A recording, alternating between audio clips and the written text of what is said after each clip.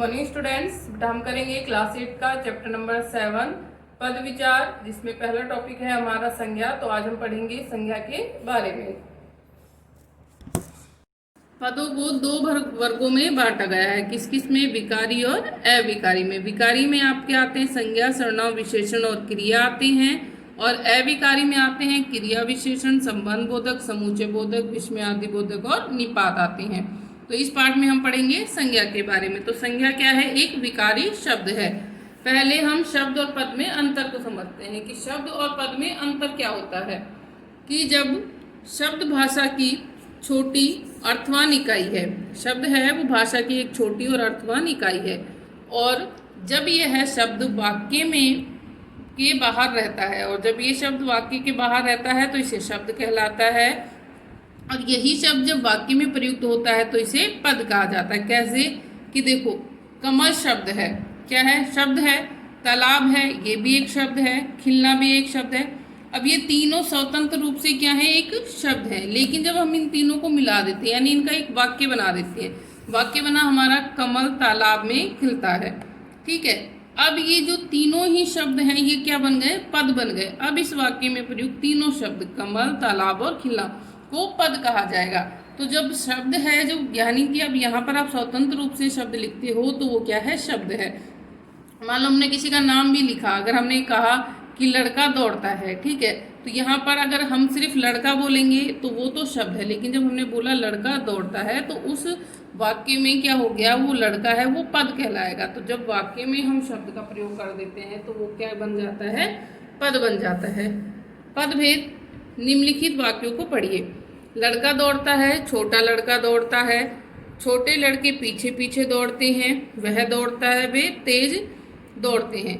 तो उपयुक्त वाक्यों में लड़का, लड़के संज्ञा पद है, छोटा छोटे विशेषण है, वह वे सर्वनाम है, दौड़ना दौड़ते हैं क्रियापद है, और पीछे पीछे और तेज है वो क्या है? अव्यय है। इस प्रकार से पद है वो 5 प्रकार के होते हैं: संज्ञा, सर्वनाम, विशेषण, क्रिया और अव्यय, ठीक है। तो ये क्या है आपके? अव्यय को क्या कहते हैं? अविकारी शब्द। इस प्रकार से जो पद है वो 5 प्रकार से होंगे कि संज्ञा होगा, सर्वनाम होगा, विशेषण, क्रिया और अव्यय। वाक्य में प्रयुक्त होने पर जिन शब्दों का रूप बदलता है उन्हें विकारी शब्द कहते हैं। हमने पढ़ा था, जिन शब्दों का रूप बदल जाता है वो विकारी होते हैं। जैसे संज्ञा का रूप बदलता है, सर्वनाम का बदलता है, विशेषण का भी बदलता है और क्रिया का। तो ये होते हैं विकारी शब्द, और जिनका रूप नहीं बदलता है वो कहलाते हैं अविकारी शब्द। तो आज हम पढ़ते हैं संज्ञा के बारे में। संज्ञा क्या है? इंग्लिश में नाउन कहते हैं इसे। राकेश कल आगरा जाएगा। दूसरा वाक्य है यह दीवार की ऊंचाई बहुत है, इस दीवार की ऊंचाई बहुत है। उपयुक्त वाक्यों में राकेश किसी व्यक्ति का नाम है, आगरा किसी स्थान का नाम है, दीवार किसी वस्तु तथा ऊंचाई से ऊंचा होने का भाव प्रकट होता है। ये सभी पद है वो क्या है? संज्ञा है। अतः हम कह सकते हैं कि किसी व्यक्ति, वस्तु, स्थान, भाव के नाम को क्या कहते हैं? संज्ञा कहते हैं। किसी व्यक्ति, वस्तु, स्थान, भाव के नाम को संज्ञा कहते हैं। जैसे लड़का, घोड़ा, संजीव, गरिमा, दिल्ली, मुंबई, पहाड़, मेज, बुढ़ापा, ईमानदारी, लंबाई आदि, ये सभी क्या है? संज्ञा है। वाक्य में संज्ञा पद की पहचान है। वाक्य में संज्ञा पद 2 प्रकार से पहचाने जा सकते हैं। कैसे कैसे? संज्ञा पद के बाद प्रसर्ग ने, को, से, के लिए, में पर आदि आ सकते हैं। जैसे रमेश ने शशि को, पिता के लिए चाकू से, दिल्ली में ऊंचाई पर।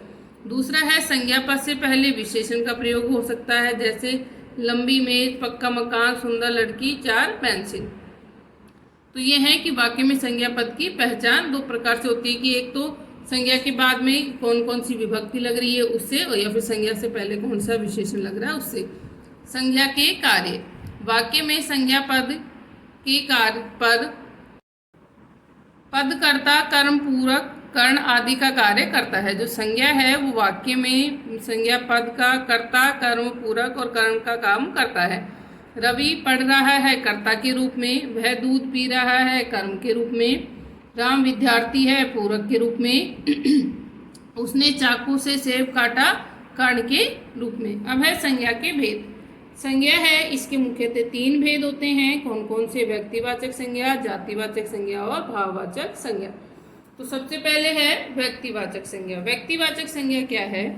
जिस संज्ञा शब्द से किसी विशेष व्यक्ति, विशेष स्थान, विशेष वस्तु के नाम का बोध होता है। कि संज्ञा नाम है तो व्यक्तिवाचक में यानी व्यक्ति विशेष, कि जिस संज्ञा शब्द से किसी विशेष व्यक्ति का, विशेष स्थान का या विशेष वस्तु का बोध होता है उसे व्यक्तिवाचक संज्ञा कहते हैं। जैसे राम, गंगा, हिमालय, मुंबई, गीता, यानी किसी भी व्यक्ति का नाम हो सकता है, किसी स्थान का नाम हो सकता है, किसी वस्तु का नाम हो सकता है।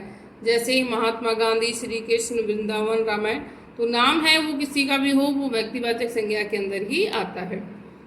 फिर है जातिवाचक संज्ञा। जातिवाचक संज्ञा है जिस संज्ञा पद से किसी वर्ग या जाति के सभी प्राणियों, वस्तुओं, स्थानों का बोध हो। जातिवाचक संज्ञा है कि जिस संज्ञा पद से किसी पूरी संपूर्ण वर्ग का, उसकी जाति के सभी प्राणियों का, पशुओं का और स्थानों का बोध हो, उसे जातिवाचक संज्ञा कहते हैं। जैसे आदमी, शेर, गांव, शहर, पुस्तक, गाय, पहाड़, नदी, मेज आदि। तो जिस प्रकार से व्यक्तिवाचक संज्ञा है वो किसी विशेष व्यक्ति, स्थान या वस्तु का नाम बताती है, तो जातिवाचक संज्ञा है उसके अंदर संपूर्ण जाति का, वस्तुओं का, स्थानों का पता चलता है हमें। भाववाचक संज्ञा है जिस संज्ञा पद से किसी भाव, गुण, दशा, अवस्था, व्यापार आदि का बोध होता है। भाववाचक संज्ञा में क्या होगा कि जिस संज्ञा पद से किसी का भाव का क्या भाव है, गुण है, दशा है, अवस्था, व्यापार आदि का बोध होता है, वो भाववाचक संज्ञा होती है। जैसे सत्य, न्याय, ईमानदारी, बचपन, बुढ़ापा, ऊंचाई, अच्छाई, सुंदरता, योग्यता, बुढ़ापा आदि। तो यहाँ पर जैसे बुढ़ापा है ये अवस्था है, तो बुढ़ापा क्या हो गई आपकी भाववाचक संज्ञा में आ गई। ऊंचाई हो गई, बचपन हो गया, ये क्या है आपके भाववाचक संज्ञा है। अब मुख्यतः जो व्यक्तिवाचक संज्ञा है, जो संज्ञा है उसके तीन ही भेद होते हैं, व्यक्तिवाचक, जातिवाचक और भाववाचक। लेकिन हिंदी में भी, हिंदी भाषा में भी अंग्रेजी के प्रभाव के कारण दो अन्य भेद भी माने गए हैं। ये दोनों ही जातिवाचक जो संज्ञा है उसी के भेद हैं, द्रव्यवाचक संज्ञा और समुदाय या समूहवाचक संज्ञा। तो द्रव्यवाचक संज्ञा क्या होती है? जिन संज्ञा शब्दों से किसी द्रव्य या पदार्थ का बोध हो। जिन संज्ञा शब्दों से क्या हो, किसी द्रव्य चीज का या फिर पदार्थ का बोध होता है, उसे द्रव्यवाचक संज्ञा कहते हैं। जैसे पीतल, सोना, चांदी, गेहूं, तेल, लकड़ी, घी आदि। और समुदायवाचक या समूहवाचक में क्या होगा कि जो संज्ञा शब्द है किसी समुदाय का या समूह का बोध कराते हैं, उन्हें समुदायवाचक या समूहवाचक संज्ञा कहते हैं। जैसे सेना, झुंड, कक्षा, टोली, गिरोह। तो द्रव्यवाचक में तो द्रव्य पदार्थ हो गए या फिर कोई भी पदार्थ हो गया, तो वो तो द्रव्य में आएगा। और समुदाय में कि ऐसे शब्द जिनको बोलने से हमें पता चले कि उसमें दो या दो से अधिक व्यक्ति हैं, तो वो समुदाय का बोध कराते हैं, वो है आपके किस में आएंगे, समुदायवाचक संज्ञा में आएंगे। तो ये चैप्टर आपको यहाँ तक पढ़ना है, बाकी का बेटा कल पढ़ेंगे। Thank you.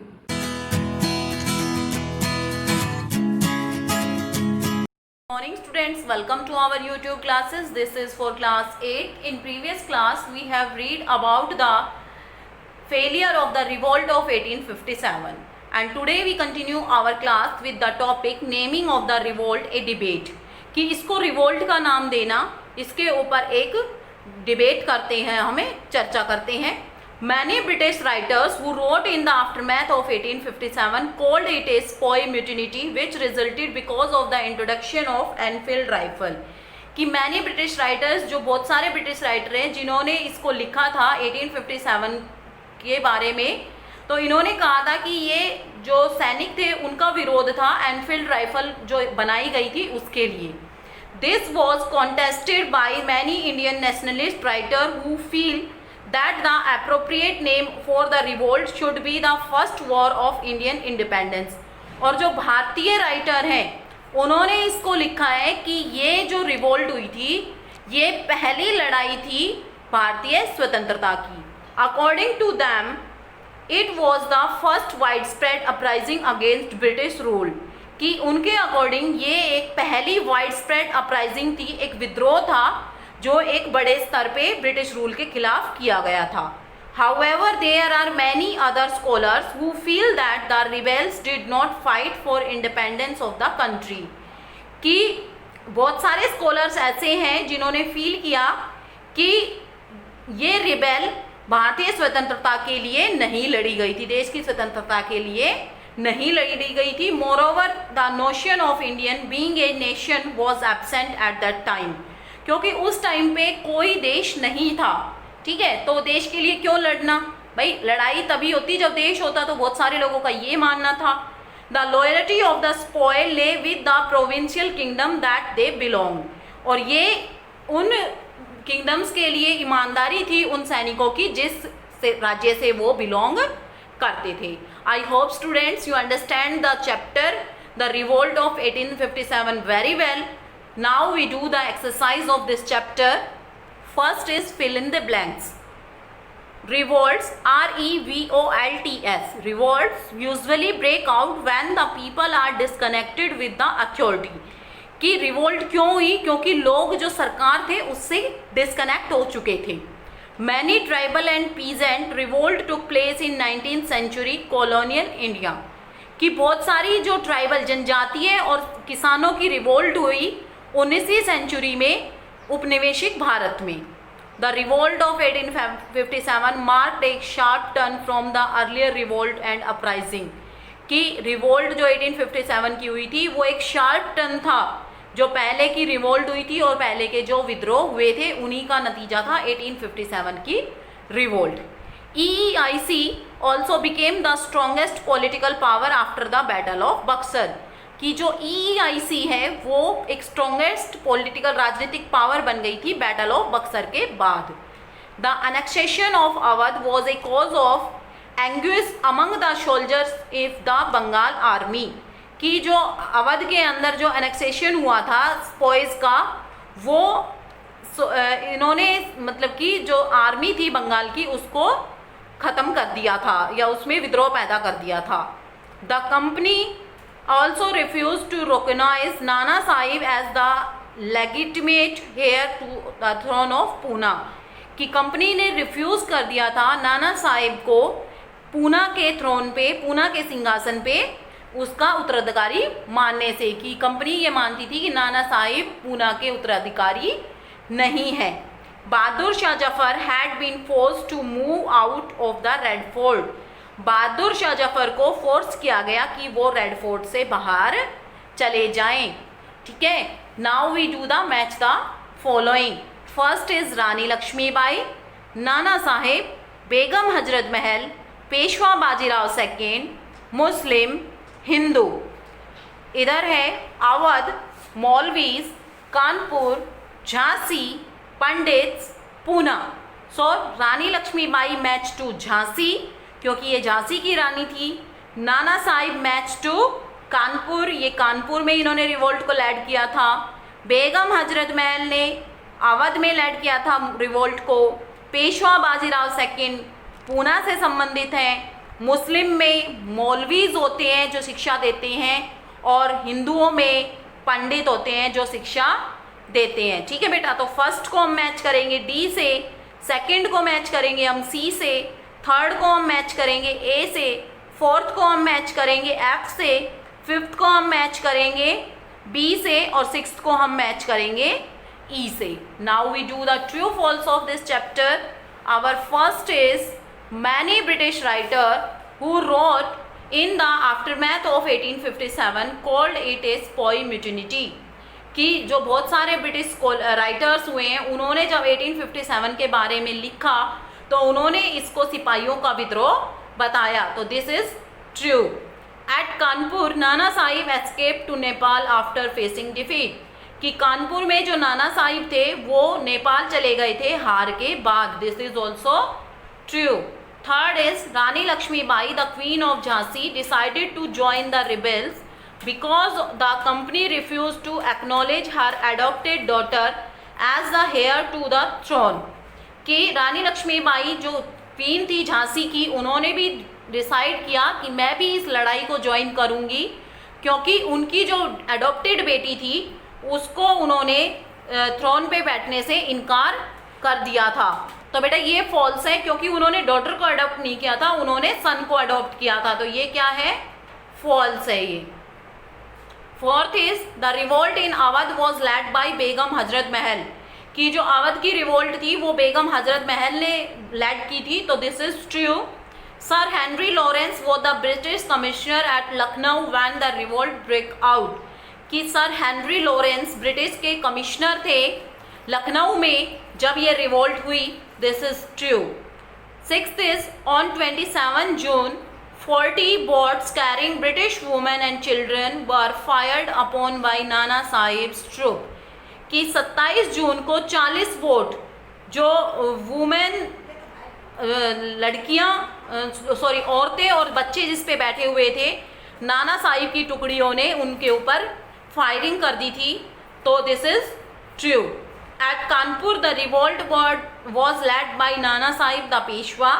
कि कानपुर के अंदर जो रिवोल्ट हुई थी वो नाना साहिब ने लेड की थी जो एक पेशवा थे. तो this is also true. It was at Meerut the uprising took A violent form. कि मेरठ के अंदर इस जो लड़ाई ने एक कड़ा मतलब कि रूप ले लिया था, एक भयानक रूप ले लिया था. तो this is also true. Now we do the short question answer of this chapter. तो बेटा हम जो फर्स्ट क्वेश्चन है उसको हम कल करेंगे. आज हम सेकेंड क्वेश्चन कर रहे हैं. Why did the annexation of Awadh disturbing the Bengal army. कि अवध के अंदर बंगाल आर्मी को जो अवध के अंदर जो विद्रोह हुआ उसने बंगाल आर्मी को कैसे प्रभावित किया. तो the annexation of Awadh disturbing the Bengal army because most of soldiers were from Awadh. कि बहुत सारे जो सैनिक थे वो कहाँ से थे, अवध से थे. वो कहाँ से थे, अवध से थे. तो इसीलिए अवध के अंदर जो बहुत सारे अवध के अंदर जब क्रांति हुई तो उसके अंदर जो मुस्लिम और हिंदू सैनिक थे वो अवध से थे. तो बंगाल आर्मी के अंदर ये सारे सैनिक थे तो इसलिए वहाँ पे विद्रोह हुआ था. Why did Rani Lakshmibai decided to join the revolt. कि रानी लक्ष्मीबाई ने रिवोल्ट को ज्वाइन करने का डिसाइड क्यों किया. Answer is Rani Lakshmibai the queen of Jhansi decided to join the rebels because the company refuse to acknowledge her adopted son as the heir to the throne. कि जो रानी लक्ष्मीबाई झांसी की क्वीन थी उन्होंने इस जो रिबेल को ज्वाइन करने की कही क्योंकि जो उन्होंने सन अडोप्ट किया था उसको कंपनी ने उसका असली मालिक जो सिंहासन का उत्तराधिकारी मानने से इनकार कर दिया था. Fourth question is what happen to Bahadur Shah Zafar. Bahadur Shah Zafar के साथ क्या हुआ. Bahadur Shah Zafar was exiled to Rangoon where he died in 1862. कि बहादुर शाह जफर को रंगून में बंदी बना दिया गया जिनकी मृत्यु 1862 में हो गई थी. अब है fifth question who led the revolt in Awadh. कि अवध के अंदर रिवोल्ट को किसने लेड किया था. तो बेगम BEGUM Begum HAZRAT Hazrat Mahal led the revolt in Awadh. की अवध के अंदर बेगम हजरत महल ने रिवोल्ट को लेड किया था. स्टूडेंट्स हम 6th क्वेश्चन कल की क्लास में करेंगे. फर्स्ट और 6th क्वेश्चन और लॉन्ग क्वेश्चन आंसर हम कल की क्लास में करेंगे. I hope you understand the question answer and exercise very well. Write these questions in your notebook. Thank you. Have a nice day.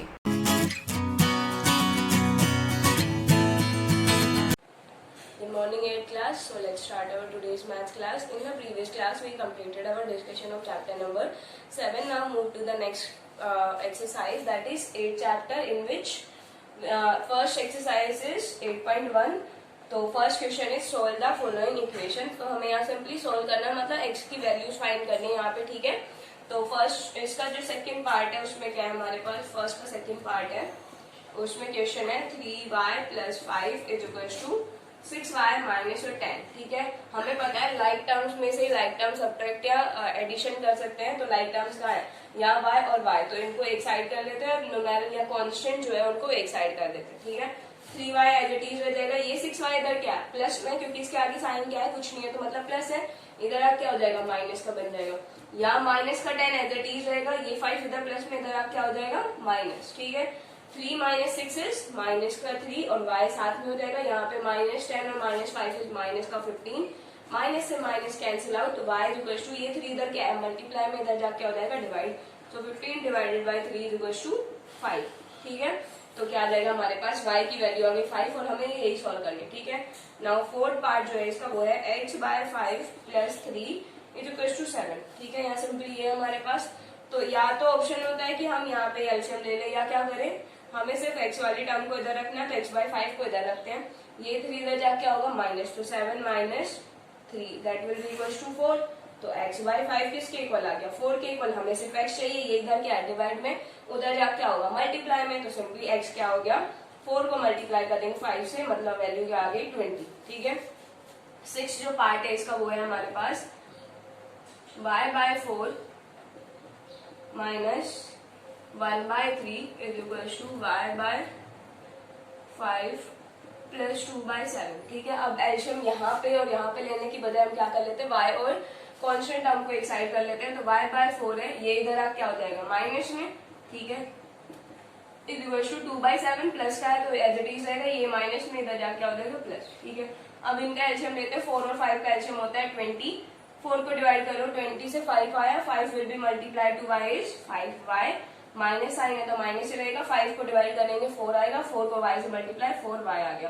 ठीक है, यहाँ दोनों का एलसीएम कितना आएगा 21, इससे डिवाइड करेंगे 3 आएगा, 3 will be multiply to 2 is 6, plus sign है तो प्लस ही रहेगा, 3 को डिवाइड करेंगे कितना आएगा 7, 7 को प्लस 1 से करेंगे तो 7 आ जाएगा। ठीक है, now 5y minus 4 is y और अपॉन में 20 इक्वल होगा, यहाँ कितना हो गया 13 अपॉन 21, y इक्वल टू ये 20 इधर जाके क्या हो जाएगा मल्टीप्लाई में, तो 13 will be multiply to 20 upon में 21।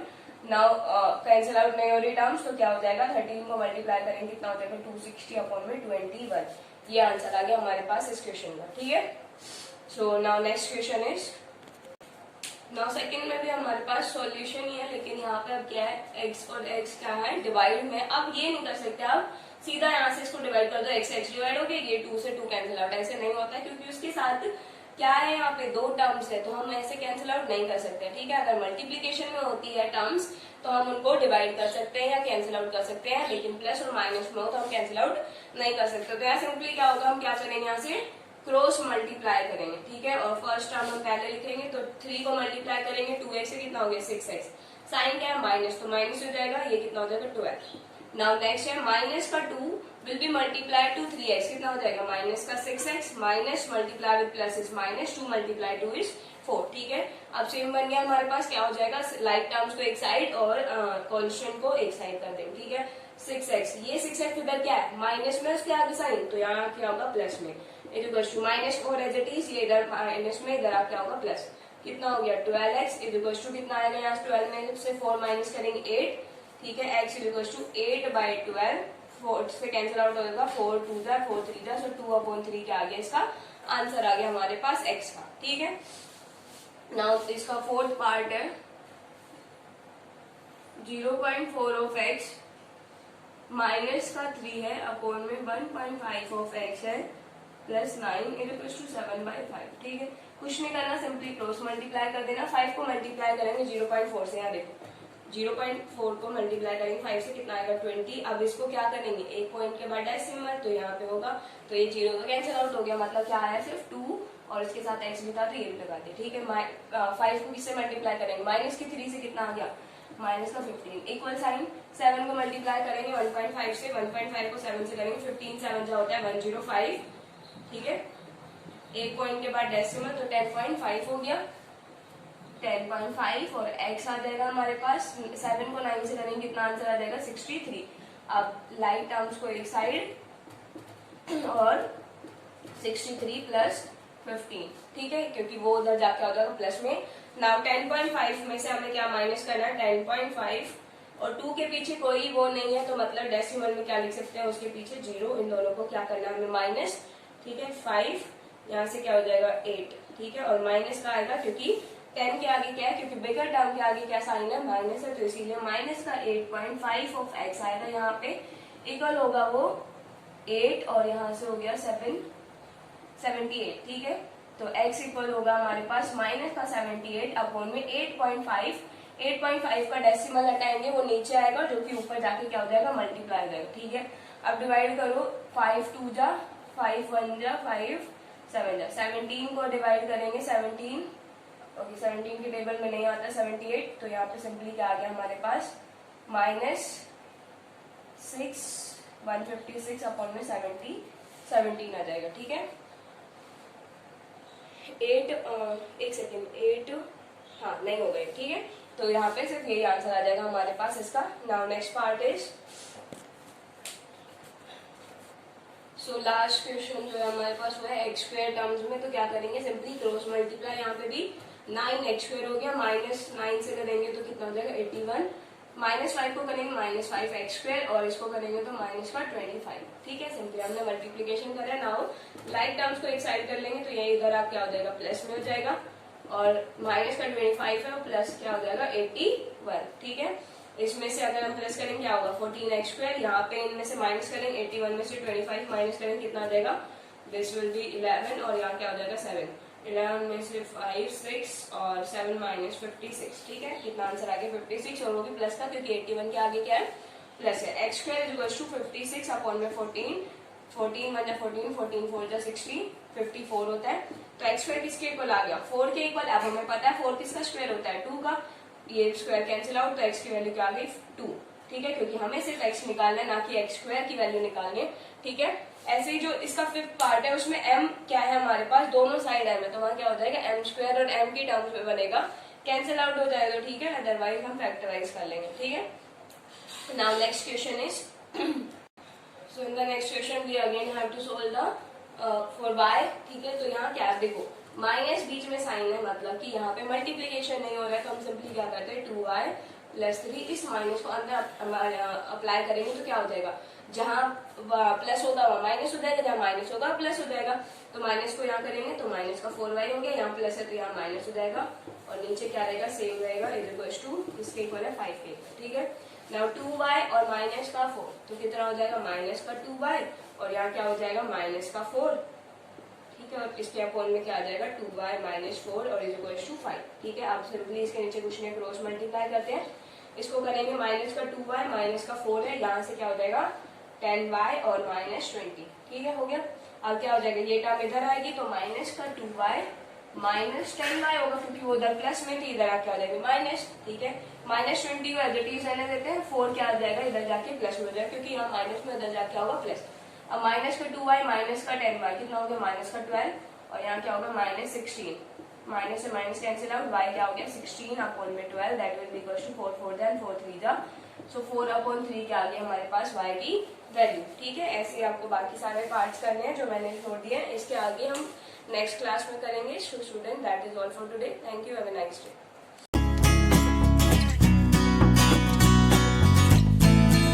Students, this is for class 8 students. As you all know, in previous video I told you about the difference between the phrase, clause and sentences. Now today I will tell you the types of clauses. Types of clauses are here, names are written here: independent, main, principal clause and dependent and subordinate clause. Now yesterday I read these two defines of the clauses, principal clause and subordinate clause. The subordinate clause, that a clause that has a finite verbs, जिसके finite verbs हैं और complete sense भी निकल रहा है और वो अपने आप में ही एक मतलब निकल रहा है, उसे हम main clause या फिर principal clause कहते हैं। Okay students, and next is a subordinate or an independent clause. Independent और सबॉर्डिनेट क्लोजेस वो होते हैं जो जिनके पास फाइनाइट वर्ब तो है सेंटेंस में बट कंप्लीट सेंस का मतलब नहीं निकल रहा उसके अंदर अपने आप में ही, उसे हम कहते हैं सबॉर्डिनेट और independent clause. Now I will tell you about the coordinate closes.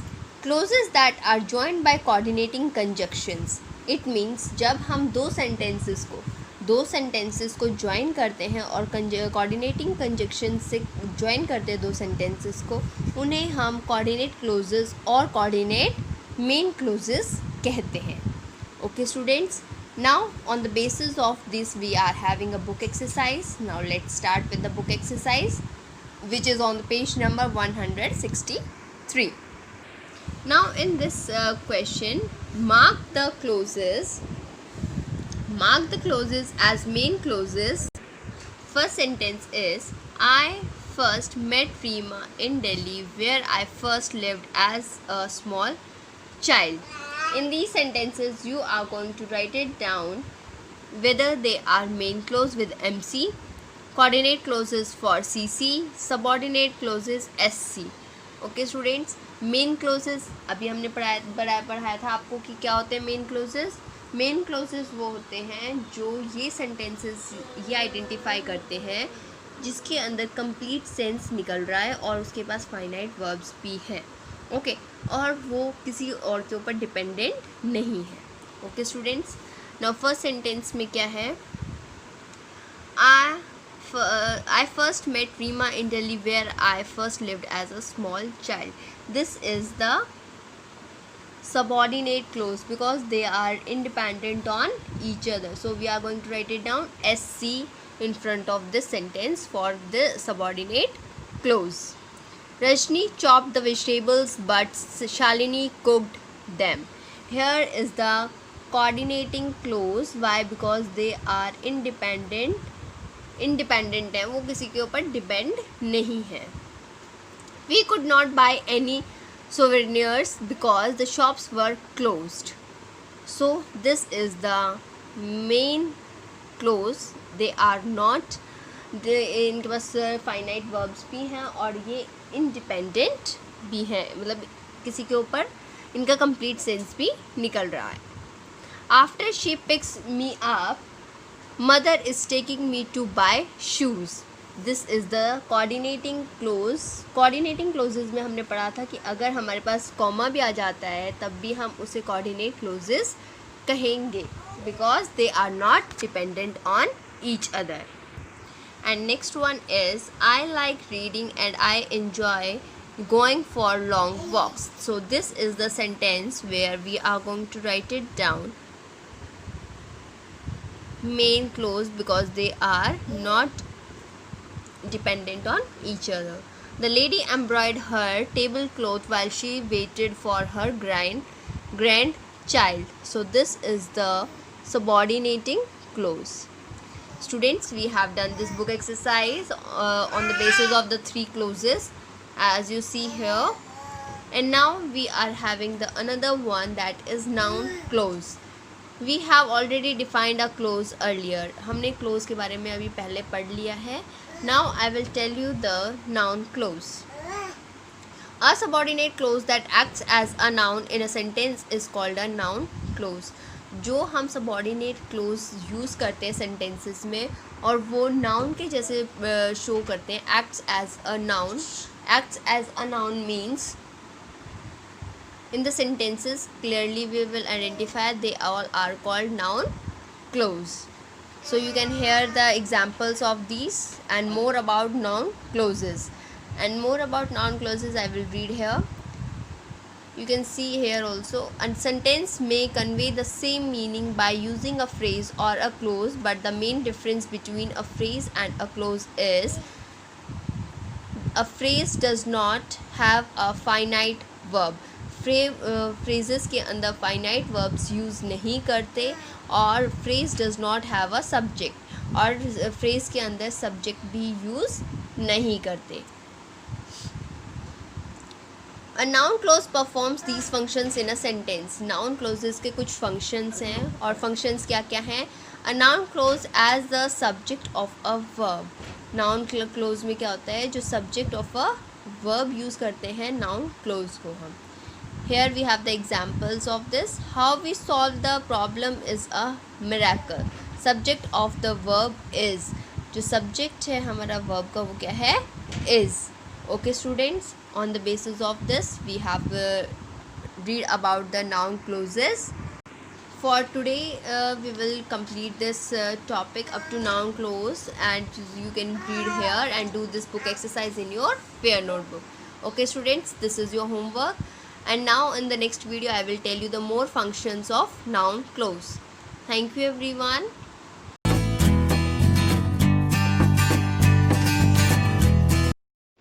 Good morning student, welcome to online class. This is Saroj from MLP International School Rajpura. Student, nowadays we are just doing our revision part for the SA1 examination. So Regarding that, we have approximately completed the chapter 8. So now today I am just going to start the new chapter, that is chapter number 9 for class 8. So let us start.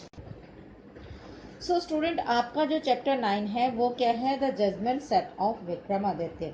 Vikramaditya एक बहुत ही बड़े राजा हुए थे जो कि अपने judgement के लिए प्रसिद्ध थे, तो उसी के बारे में ये चैप्टर है। तो देखते हैं कि पढ़ने से पहले क्या बता रहे हैं चैप्टर में। On many occasions we try to imitate others, but it is not easy to acquire that qualities of another person merely by imitating him. The angels in the story taught the king that great lesson. यानी कि इसमें क्या है कि बहुत से ऐसे occasions होते हैं जिसमें कि दूसरों के साथ हम जो है एडजस्ट नहीं कर पाते हैं, बट ये भी वो कोई आसान बात नहीं होती है कि जो सब में क्वालिटीज़ होती है, जो आप में क्वालिटीज़ है वो दूसरे में भी क्वालिटीज़ हों। तो इसी चीज़ के बारे में बताया गया है कि ये है एंजल्स है जो इस स्टोरी में वो ये बताता है कि बहुत सी ऐसी चीज़ें राजा को बताता है जिससे कि उसको एक लेसन यानी कि सबक सीखने को मिलता है। So let us start this chapter. Vikramaditya was one of the greatest ruler of our country. हमारे जो है देश में विक्रमादित्य एक बहुत ही बड़ा राजा हुआ है। Who ruled over उज्जैन, जिसने उज्जैन पर राज किया। The Hindu New Year Vikram Sambat owes its origin to him. और जो हमारा नए साल का जो विक्रम संवत जो जिसके नाम से हम जानते हैं वो उन्हीं के जो है नाम से डिवोटेड है। He was famous of his justice. वो अपने जस्टिस के लिए बहुत ही फेमस थे। His judgment was so fair and accurate that both the parties were always satisfied with it. यानी कि उनकी विक्रमादित्य की जो जजमेंट थी वो इतनी सही और एक्यूरेट होती थी, जो बिल्कुल निष्पक्ष होती थी, जिससे कि दोनों ही पार्टीज जो हैं वो उनके द्वारा दिए गए जजमेंट से सेटिस्फाइड होते थे। उनको कोई भी उनके जजमेंट पर डाउट नहीं होता था। इवन टुडे, आज भी, whenever a judge pronounces his judgment, यानी कि आज भी जब भी कोई जज जो है प्रोनाउंस करता है, अपना किसी भी फैसले को सुनाता है, with great skill, people say, अब जो है जब वो अपना सुनाता है जजमेंट तो he must have sat on the judgment seat of Vikramaditya. तो जो है लोगों के मुंह से ये आवाज़ निकलती है कि ये जो है ऐसे जो है ज़रूर जो है जजमेंट जो है ये सीट जो है विक्रमादित्य की, यानी कि जज को जो है विक्रमादित्य की जगह देखा जाता है। But nobody has ever seen his judgment seat. लेकिन किसी ने भी उनकी जजमेंट सीट को नहीं देखा कि जिस पर वो बैठकर जजमेंट किया करते थे, ऐसी उन लोगों ने ऐसी कोई सीट जो है नहीं देखी है। एक्चुअली वास्तव में the seat does not exist any more. लेकिन एक्चुअली में वास्तव में बात क्या है कि सीट तो जजमेंट वाली थी ही नहीं। Nobody even know how it disappeared. और जो है लोगों को ये भी नहीं पता कि जिस सीट पर बैठकर के वो अपना जो है सुनाते थे जजमेंट, वो कैसे गायब हो गई। However, there is an interesting story behind its disappearance. यानी कि जो इसके गुम होने यानी कि डिसअपेयर गायब होने का जो है कहानी है, इसके पीछे एक बहुत ही इंटरेस्टिंग स्टोरी है। Long ago there was a meadow just outside a small village. यानी कि बहुत समय पहले की बात है, जो है विलेज के आउटसाइड एक मिडो था। There was a large heap of ruins, और जो है बहुत ही ज़्यादा लार्ज जो है बल्क में हीप यानी कि ऊंचाई तक जो है वो रेन्स जो लगे हुए थे, ऑल कवर्ड विद ग्रासेस, और वो सारे के सारे किसी से ढके हुए थे, ग्रास से। डस्ट एंड ट्रीज, और डस्ट और ट्रीज से।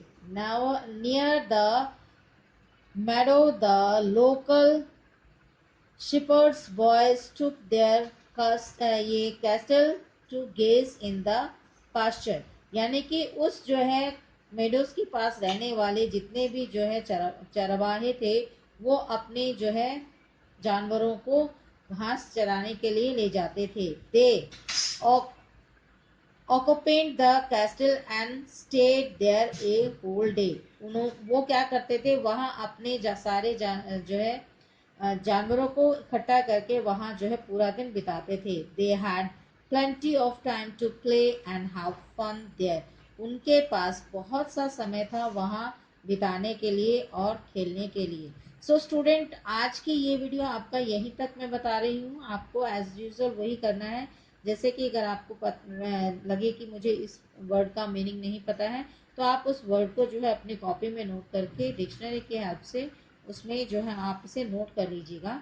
और फिर जैसा कि हर वीडियो में मैं आपको बताती आई हूँ, आप इस वीडियो को लाइक करें, शेयर करें, चैनल को सब्सक्राइब करें और साथ ही बेल आइकन पर क्लिक करना ना भूलें। Thank you, take care, bye.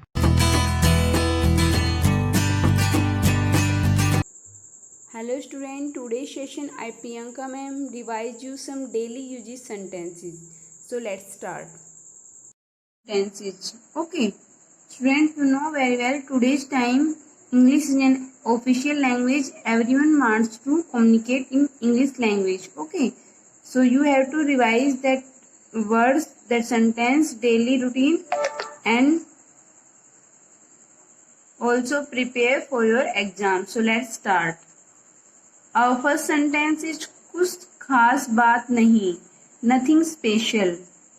Friend, ये sentences मैंने आपको last month कराए थे, but that is today's time I will revise that sentence. Okay. Now next one is अद्भुत, marvelous। ना ना, not at all। Okay. क्यों नहीं, why not। क्या बकवास है, what nonsense। नेक्स्ट इज अति सुंदर, मोस्ट ब्यूटीफुल। सुंदर में ब्यूटीफुल। कितना गंदा, हाउ डर्टी। बहुत बढ़िया, एक्सीलेंट। बहुत घटिया, वेरी पुअर। ये वर्ड्स कब यूज करते हैं, जब आपके टीचर्स आपको कोई वर्क देते हैं या आपकी मदर फादर कोई वर्क देते हैं और आप उसको अगर अच्छे से करते हैं तो आपको बोला जाता है एक्सीलेंट, एंड अगर आप उसको गंदा करते हैं तो वेरी पुअर। ओके। बहुत प्यारा। If you wear any new dress then your parents, your teacher use that word, how lovely. Means आप कितने अच्छे लग रहे हो, बहुत प्यारा। नाउ नेक्स्ट वन इज तैयार हो जाओ, गेट रेडी। नेक्स्ट वन, अभी मैं व्यस्त हूँ, I am busy at this time. Okay. Now next one is क्या बात है, व्हाट इज द मैटर या व्हाट्स द मैटर, आप ऐसे भी स्पीक कर सकते हैं। Okay. Now next one is तुम कब फ्री हो जाओगे, when you will become free. Okay. Now next one is शाबाश, well done. Next one is बहुत अच्छा, वेरी गुड, बहुत खूब, हाउ नाइस। जल्दी करो, हरी अप, प्रिय, ओह डियर। नेक्स्ट वन, बेशक, ऑफ कोर्स, जरा सुनिए, जस्ट लिसन। तो स्टूडेंट, आपको ये सेंटेंसेस अपने डेली रूटीन में यूज भी करने हैं और अपने एग्जाम के लिए भी प्रिपेयर करने हैं। नेक्स्ट वन इज सच, रियली, ईश्वर को धन्यवाद, थैंक यू गॉड या थैंक्स गॉड। हे भगवान, ओ माय गॉड या my God. Okay. Now next one is चाहे जो हो, कम बट में। स्वागत है, वेलकम यू या वेलकम भी यूज कर सकते हैं। कहीं नजर ना लगे, touch wood. Next one is रुको, स्टॉप। नेक्स्ट वन इज बधाई, कॉन्ग्रेचुलेशंस। अगर किसी के कुछ खुशी का काम होता है या किसी को कोई जैसे कि बेबी वगैरह होते हैं या कोई किसी की एंगेजमेंट, मैरिज होती है तो उसको कॉन्ग्रेचुलेशंस स्पीक करते हैं। ओके, तो स्टूडेंट मैंने आपको 30 सेंटेंसेस रिवाइज कराए हैं, तो आपको ये अच्छे से लर्न करने हैं और अपने डेली यूज में यूज करने हैं। ओके, और आपको ये भी पता होना चाहिए कि कौन सा सेंटेंस कब यूज करना है। जैसे कि थैंक गॉड मीन्स आप कोई वर्क कर रहे हैं और उसमें बहुत देर से लगे हुए हैं और लेकिन वो काम हो नहीं रहा है, तो एकदम से अगर वो काम हो जाता है तो आप बोलते हैं थैंक गॉड। ओके, तो इस तरह आपको ये भी पता होना चाहिए कि कौन सा सेंटेंस कहाँ यूज करना है।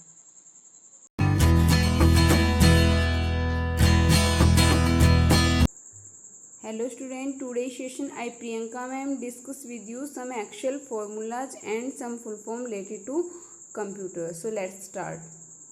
Students, in previous video I discussed with you some Excel formula. For continue that, next I will start. Today's first formula is ABS. Student, previous video में हमने 5 फॉर्मूले कंप्लीट किए थे। Now 6th one is ABS. Absolute के लिए use होता है, absolute value को कैलकुलेट करता है। ओके, यहाँ पे आपके पास है माइनस में 10 गिवन है, तो आपकी एब्सोल्यूट वैल्यू क्या आ जाएगी 10। स्टूडेंट, एब्सोल्यूट वैल्यू का मतलब होता है कि कोई भी नंबर है, नेगेटिव है या पॉजिटिव है, उसकी पॉजिटिव वैल्यू में उसको कैलकुलेट करना। ओके, इसका एग्जाम्पल है, for example you put your cloth in washing machine then turn on the washing machine. Means अगर आप वॉशिंग मशीन में कपड़े डालोगे तो वो धुलकर ही बाहर आएंगे। अगर आप मैले डालते हो तो भी वो उसको वॉश करेगी, अगर धुले हुए डालते हो तो भी वो उसको वॉश करेगी। ओके, तो इसी तरह एब्सोल्यूट की ब्रैकेट में जो भी नंबर डालोगे वो पॉजिटिव ही बाहर आएगा। Okay, now next one is SQRT, square root. किसी भी नंबर का स्क्वायर रूट फाइंड आउट करने के लिए फॉर्मूला यूज करेंगे। स्टूडेंट, इन फॉर्मूला में सबसे मेन थिंग है you have to use first equal to then formula then number. Equal to SQRT 400, तो ये 400 किसका स्क्वायर रूट है 20 का। लाइक दैट 169 किसका स्क्वायर रूट है 13 का। Now next one is mean and next one is max. Mean का use किस लिए होता है, कोई भी आपको लिस्ट गिवन है उसमें मिनिमम नंबर फाइंड आउट करने के लिए हम मीन का यूज करते हैं, और मैक्सिमम के लिए मैक्स का। आपको यहाँ एग्जाम्पल गिवन है मीन 10, 20, 30, तो आंसर इज 10। मिनिमम नंबर क्या है 10। इसी तरह से 10, 40 एंड 30, तो इसमें मैक्सिमम नंबर क्या है 40। ये आपका आंसर आ गया 40। Now I tell you some full form related to computer. First one is RAM. RAM एक टाइप की मेमोरी होती है और इसकी फुल फॉर्म होती है random access memory. Now next one is ROM, read only memory. Next one is CCTV, closed circuit television. Next one is ISP, internet service provider. Student ने जो ISP क्या होते हैं, जो इंटरनेट की सर्विस प्रोवाइडर करते हैं, जैसे कि एग्जांपल में आइडिया, एयरटेल, वोडाफोन, ये सारे किस में आते हैं ISP में। Internet, international network. Next one is USB, universal serial bus. Now next one is PD, pen drive. Pen drive एक स्टोरेज डिवाइस है, और USB एक केबल होती है जो इसमें कंप्यूटर सिस्टम में कीबोर्ड, माउस वगैरह में लगे होती हैं, वो USB होती है। जैसे कि हमारे फोन का चार्जर में जो लीड होती है उसको भी हम USB बोलते हैं। Next one is SD, hard disk. ये एक सेकेंडरी स्टोरेज डिवाइस है। CD भी एक स्टोरेज डिवाइस है, DVD भी।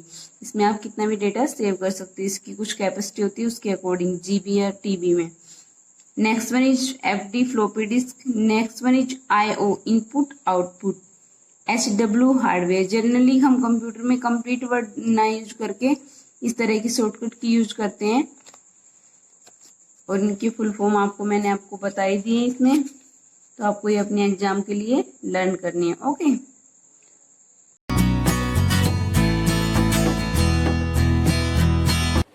Hello student, a very warm good morning to all my dear student. This is Vinita ma'am, your science teacher. Today we are going to discuss chapter 7th, revision work. So let's get started. Student, as you know that the conservation of plant and animals, this is your chapter 7 and for the class 8th, and we have done it already. Now we are going to do its word bank. Here all are the word banks of this chapter. Firstly, one word is Biodiversity, it refers to the existence of a wide range of different types of organisms in a given place at a given time. देखिए student, biodiversity एक ऐसा term होती है, एक word होता है जिसमें कि एक wide range of different types of organisms include होते हैं. इसमें हम डिफरेंट ऑर्गेनिजम्स को इंक्लूड करते हैं, वेदर वो प्लांट हो, एनिमल हो, ठीक है, फ्लोरा फौना से रिलेटेड सारे वो वाइड रेंज की जितनी भी उनकी डिफरेंट कैटेगरीज होती हैं वो इनके अंदर इंक्लूड होती है. एक पर्टिकुलर टाइम की बात कर रहे हैं और एक पर्टिकुलर प्लेस की बात कर रहे हैं. Next one is deforestation, the clearing of forest, cutting of trees and using the clear land for other purpose. It is known as the deforestation. Deforestation एक टर्म होती है स्टूडेंट जिसमें कि हम क्या करते हैं, in the deforestation process we cut all the plants और trees of a particular area, जिसमें कि एक पर्टिकुलर एरिया में जो फॉरेस्ट से रिलेटेड एरिया है वहाँ के पेड़ों को काटना, उन लैंड को क्लियर करना वहाँ से, और उसके बाद उस लैंड को अदर पर्पस के लिए, बिल्डिंग्स के लिए या फिर फ्लैट्स वगैरह एनीथिंग, किसी भी चीज़ के लिए उसका यूज़ करना. That process is known as the deforestation. Next है स्टूडेंट इसमें एक्सटिंक्शन. एक्सटिंक्शन का मीन्स होता है डिसअपियरेंस ऑफ स्पीसीज. किसी भी एक प्रजाति की, एनिमल हो, कैट, प्लांट्स हो या कुछ भी, उसका अपीयरेंस ना हो, मतलब वो दिखाई ना दे, लुप्त होती जाए, ख़त्म होती जाए. That is known as the extinction. वो एक्सटिंक्शन की कैटेगरी में आती है. नेक्स्ट है आपका endangered species, the species which are not likely to survive. एक ऐसी स्पीसीज के बारे में हम बात कर रहे हैं जो कि अब वो सर्वाइव नहीं कर सकती. If the positive factors continue to operate, अगर जो भी कारण है, जिन भी फैक्टर्स की वजह से दो स्पीसीज जो हैं वो सर्वाइव नहीं कर पा रही हैं, अगर हमने उन फैक्टर्स को हटाया नहीं, then they will be in danger of extinction. तो वो खत्म होने की कगार में आ जाएंगी, लुप्त होती जाएंगी. That species are come under the category of endangered species. Next है आपका student threatened species. Threatened species में देखिए क्या है, the endangered species, vulnerable species and rare species collectively. Threatened species में हम इन तीनों कैटेगरीज की स्पीसीज को कलेक्टिवली एक साथ रखते हैं, वेदर वो इंडेंजर्ड में हो, वल्नरेबल हो या फिर रेयर स्पीसीज हो. All these are included into the threatened species. This is known as a threatened species. Endemic species, the species of plant and animal which are not found exclusively in a place or biota. एक particular place के बारे में बात करें, एक particular habitat के बारे में बात कर रहे हैं स्टूडेंट, वहाँ पर जितने भी प्लांट्स और एनिमल की स्पीसीज है जो कि रेयरली मिलती हैं, मतलब फाउंड की जाती हैं. So all these are included into the endemic species. Okay student, these were the word bank that come under in this chapter. Now we will revise the whole sum up of this chapter. First one, it is very important to conserve forest because life on the earth depends on the forest in more than one way. देखिए ये बहुत ही ज़रूरी है हमारे लिए कि we have to conserve the forest because life on earth, जितनी भी लाइफ अर्थ पर डिपेंड करती है वो मतलब सरवाइव कर रहे हैं हम लोग, तो ड्यू टू द फॉरेस्ट, चाहे वो किसी भी तरीके से आप देख सकते हो. Conservation of wild life involves the protection, preservation, perpetuation and judicial control of the population of rare species of plant and animal in their natural habitat. किसी भी प्लांट वाइल्ड लाइफ को कंजर्व करना, उसको प्रोटेक्ट करके रखना, संभाल कर रखना हमारे आने वाली फ्यूचर जनरेशन के लिए, and for their judiciary control होना चाहिए कि जितना भी गवर्नमेंट का उस पर कंट्रोल होना चाहिए कि वहाँ की जितनी भी स्पीसीज हैं, all this should be protected, preserve for our future generations. And because plant and animals not are a thing to entertain us, they are the lives of life given by the God into the natural habitats. उनकी natural habitats पे वो life provide की गई हैं. So we should take care of all these. A biosphere reserve is designed to provide protection to the wild flora and fauna, the domesticated animals and plants, as well as to the traditional lifestyles of the tribals of the area. एक biosphere reserve के बारे में बात कर रहे हैं. It is designed to provide protection. वो इस तरीके से डिज़ाइन किया जाता है, इस तरीके से बनाया जाता है biosphere reserve. There should be protection for every kind of flora and fauna, every kind of domesticated animals and plants, and every kind of traditional life styles of the tribal. वहाँ पर रहने वाले जितने भी ट्राइबल्स हैं उनकी जो life style है, उनका जो ट्रेडिशन है, we have to capture, we have to preserve it for the coming months. And वहाँ पे उस सारी चीज़ों के बारे में देखभाल की जाती है। That comes under the category of biosphere reserve के अंदर आता है। National parks are protective areas. National parks वो प्रोटेक्टिव एरियाज होते हैं स्टूडेंट जिसमें कि जितने भी वाइल्ड लाइफ हैं, वेदर वो रिलेटेड फ्लोरा और फौना से हो या फिर लाइफ स्टाइल्स के बारे में मैंने आपको बताया, तो वहाँ पर उनको एक्सक्लूसिवली कंट्रोल में रखा जाता है, देख रेख की जाती है, प्रिजर्व करके रखा जाता है। एंड उनके बेटरमेंट्स के लिए, उनके अच्छे भविष्य के लिए आप कह सकते हो, वो सब चीज़ें वहाँ पे केयर में रखी जाती हैं। Zoos are place where animal and birds are protected by keeping them in special cages or enclosures for the public exhibition. Zoos जो होते हैं आपके, वो इसलिए बनाए जाते हैं कि जितने भी बर्ड्स और एनिमल्स हैं उन सबको प्रोटेक्ट किया जा सके। और प्लस में they are captured in the special cages. उनके लिए एक स्पेशल होम बनाया जाता है, केज बनाया जाता है, उसमें उनको कैप्चर करके बंद करके रखा जाता है। एंड प्लस में they are also entertainment thing. वहाँ पे उनको एंटरटेनमेंट के लिए भी रखा जाता है एंड पब्लिक एग्जीबिशंस के लिए भी रखा जाता है। The tiger project conservation program was initiated in 1973।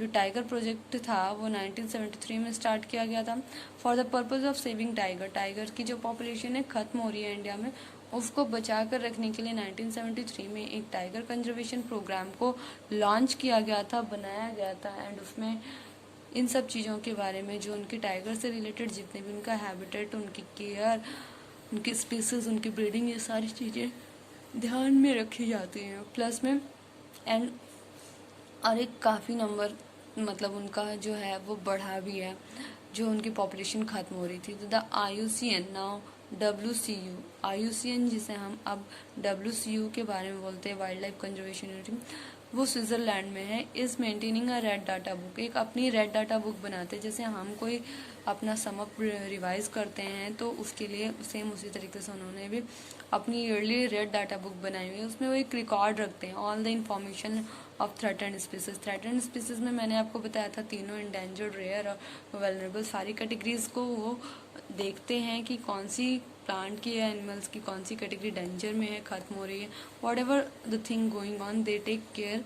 And plus में they have to maintain a book through their data is collected by them. Okay, so we have done our today's content, student. I hope you will do it in your fair notebook. These are the national park, vulnerable species, extinct species, endangered species. You have to write it in your fair notebook, student. That's all for today. Take care. Goodbye.